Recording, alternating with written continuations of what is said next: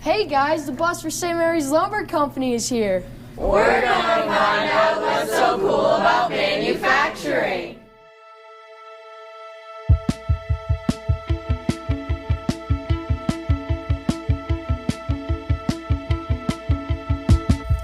I am the controller of sawmill operations for Bingham & Lumber, so I oversee the accounting operations for the 3 sawmill locations for St. Mary's Lumber Company. The original company started here in 1988 with the present owners, and then we sold the company in 2006 to Bingham & Lumber Company. So we've been just over 30 years here in St. Mary's.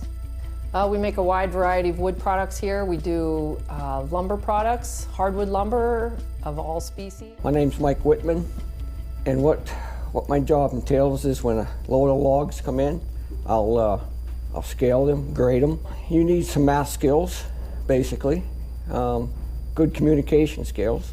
I've been here pretty close to 20 years. Usually I have someone out in the yard helping me. Dave Gintz sawing lumber. The log rolls onto the carriage and the saw goes through. You pull your grade out the best you can and make what blocking you have to make. It's just a more or less experience.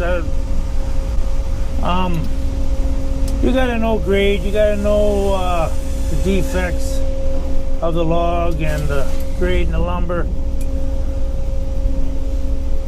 It's just more or less was an experience thing for me. I learned it off of older people. How long have you been doing this? 32 years.